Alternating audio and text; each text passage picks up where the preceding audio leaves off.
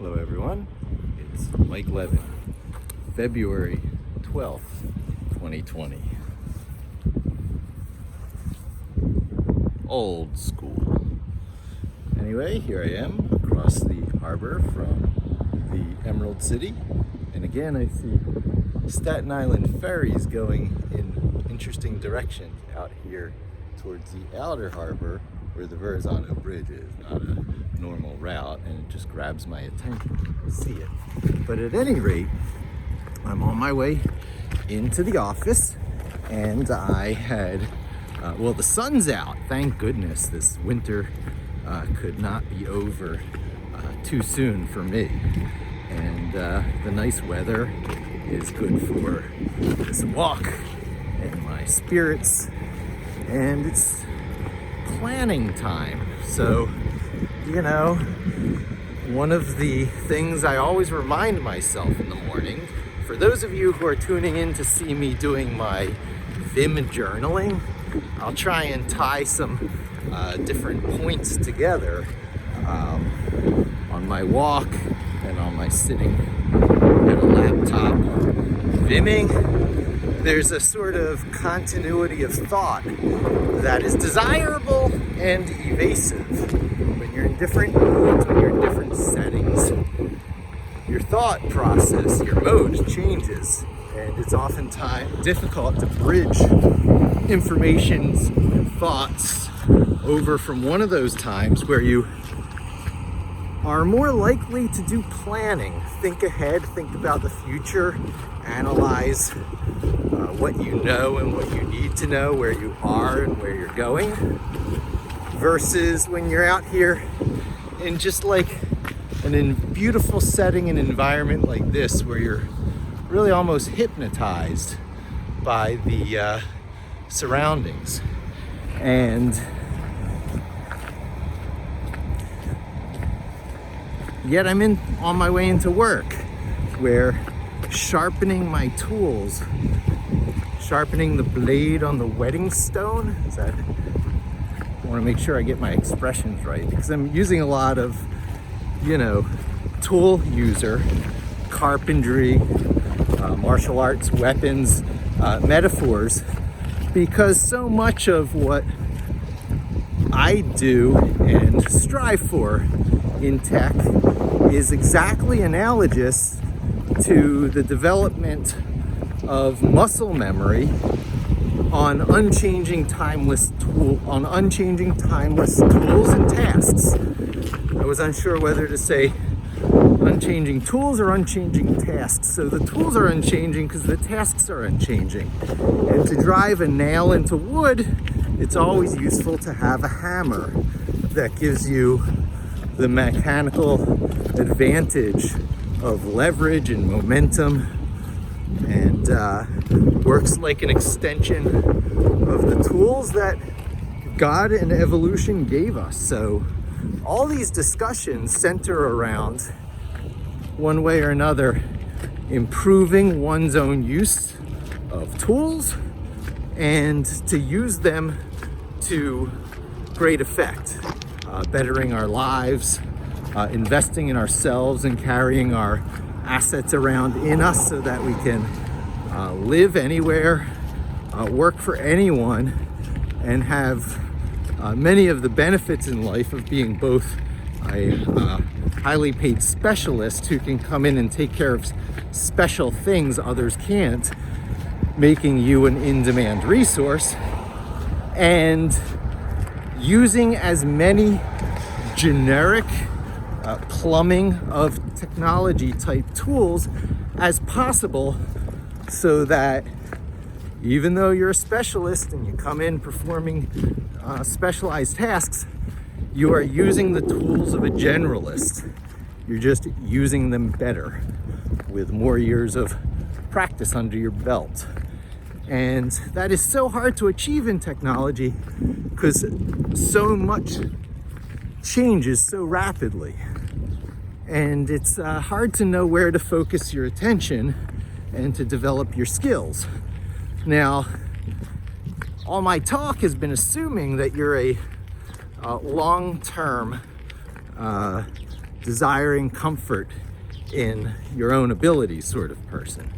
There are different approaches where if you don't care about the constant retraining, you can try and grab the money and run in whatever's most popular in the marketplace right now, following all the help wanteds and available jobs and salary surveys and user polls, which are going to show you now that Java and JavaScript, ironically, because they're two different things, are always at the top or, you know, within the top 5 of that list.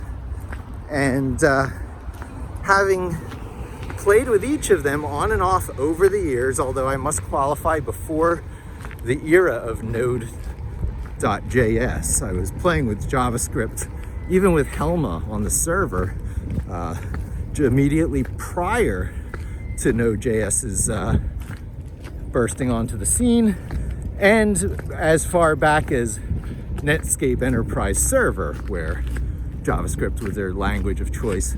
But JavaScript is not Java. And Java is popular for a whole other set of reasons than ubiquity in the web browser, which is JavaScript's main claim to fame, although it is a nice meta, self-reflective language that seems to be pretty good as a embedded control language, or else it would not have become so embraced on the web browser. Sorry, I'm shooting a video up that way for sure, yeah. And maybe to the right, you gotta go out to Bay Street.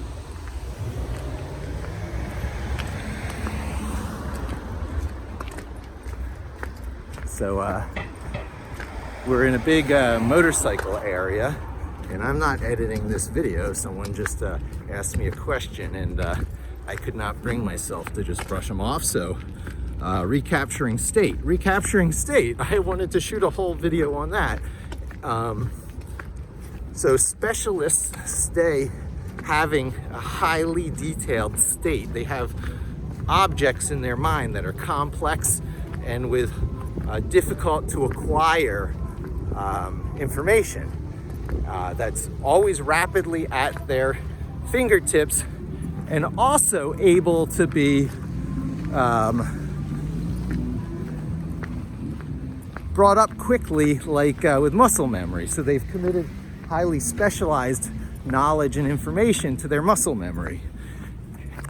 Generalists have some objects in their mind, but generally more general ones that let you have algorithms for tackling broad categories of problems in their mind, and they look for patterns that fit those patterns. They look for problem patterns that fit their solution patterns, and a lot of these things often have more in common with each other than one would think. Things like sorting algorithms and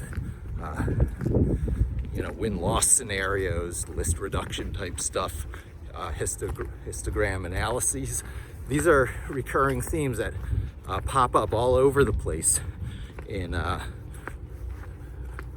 ways of doing problems, of solving problems. And the generalist just looks for these patterns in all things. The world is your checklist. Stop and look around you, and you will notice a lot, because there's always a lot in your environment. And the application interface, the API, application programming interface, is always more rich and diverse and capable than one thinks at first, because the developers put things in there for themselves, for the capabilities that they need, before they do that necessarily in the well advertised and documented portions of the API. A lot of people are building in comments and auto documenting capability into their Python code with doc strings, a triple quoted comment that goes at the top of the Python function and tells you a little bit about it. In fact, if you research the PEP's Python enhancement proposals, you'll come across whole discussions and the resolution and the accepted proposal about how to solve these types of issues. And there's all kinds of conventions now to do things the correct Pythonic way. And so Python fits the generalized mind very well because, you know, it's free and open source. It's not vendor provided, although there is deep vendor involvement, but it's deep vendor involvement of the type that, like the Debian operating system on which Ubuntu is based, because part of its DNA and its code is to stay free and open source and fairly well impervious to not impervious, nothing's impervious, but resistant to the often biased interests of vendors and companies. What I mean when I say vendors is, you know, your IBMs, Microsofts, Googles, all tend to get onto the advisory councils of these organizations that maintain these very important free and open source projects, of which Debian is a huge one, because Ubuntu, which Microsoft is putting in the Microsoft Store for Windows users now, so you can run Ubuntu, at least in a command line, instantly available. So when you open a Ubuntu shell in Windows 10 now, it comes up without like even a boot process.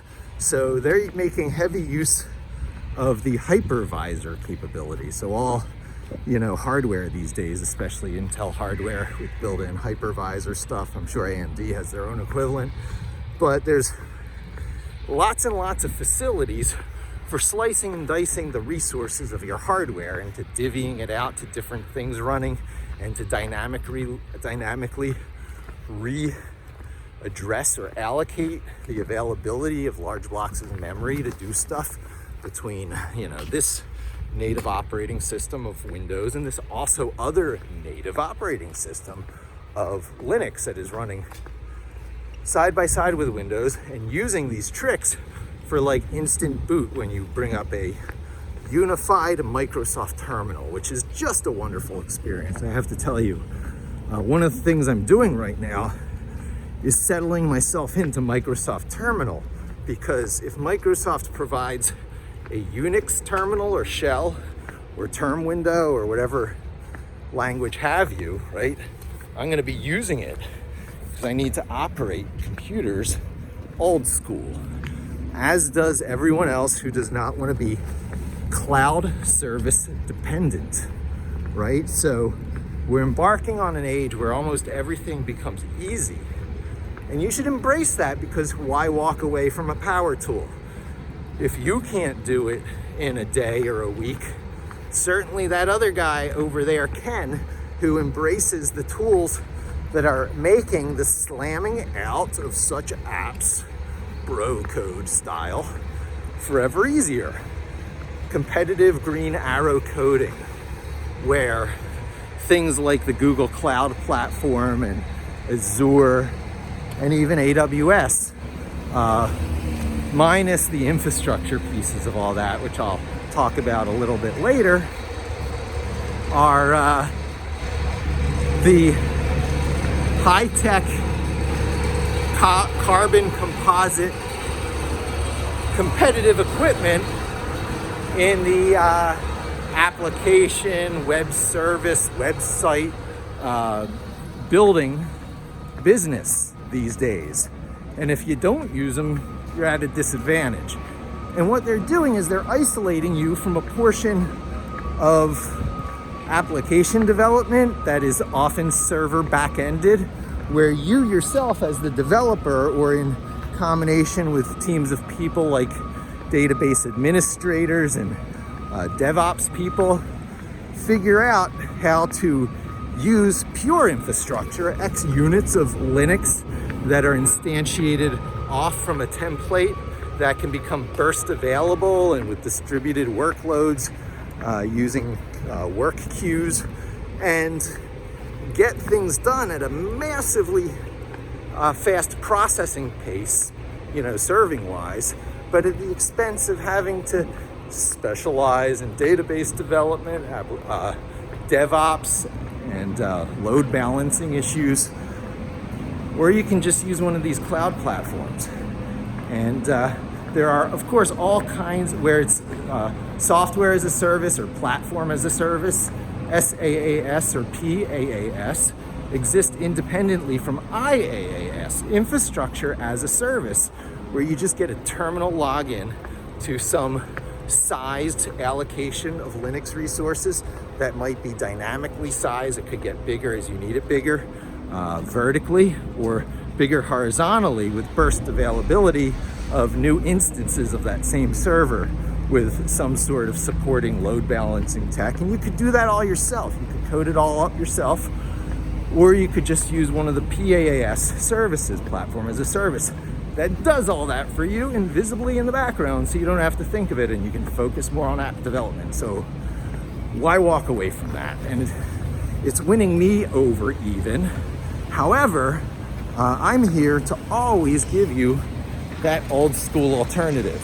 Almost anything you do should also be possible on, say, a bank of Raspberry Pis, an array, a blade, your own blade array of servers, which over time, all that stuff is going to be shrinking and being put on a system on a chip. And then all the learnings you did on doing it on your own hardware come into play, because it's in a little, scavenging and sorting robot you want to build to change the world. So you want to make sure that your skills and your internalized skills, the things you build into yourself as part of who you are, how you invest in yourself, is as timeless as possible, so it serves you for at least 20 years. You're probably going for 30 or 40 years, the better part of a career, half your life, and are always relevant no matter what problem comes up. And it's, of course, related to number one, but no matter what problem comes up, the skills you've acquired, the things you've mastered, the stuff that's been committed to muscle memory is always exactly relevant and applicable to the exact problem you have at hand, be it 2020, 2030, 2040. Seems implausible, I know, but you're putting money in the bank for the future, so why not information in your head? You just have to think through your investments just as intelligently as you do with your money. I say banks, but of course stocks and what have you. So it's a lot of the same stuff going on there, and helping you through that timeless, obsolescence-proof tool selection and development of skills is what I really see myself as here to do, with a little bit of emphasis on the old school approaches to it all. And also keeping one foot in the power tool world of, cloud. Always reminding you it's possible on Raspberry Pis. Whatever you do here, not on hardware, it's of course on hardware, you should also be able to do over here on your own hardware that you control. So anyway, that's my thoughts for today, and I'm here at the ferry. I'm a little early for the next one, so I'm gonna grab some coffee. So I wrap up now. Thanks for joining me. Hope to see you again soon, and don't forget to subscribe.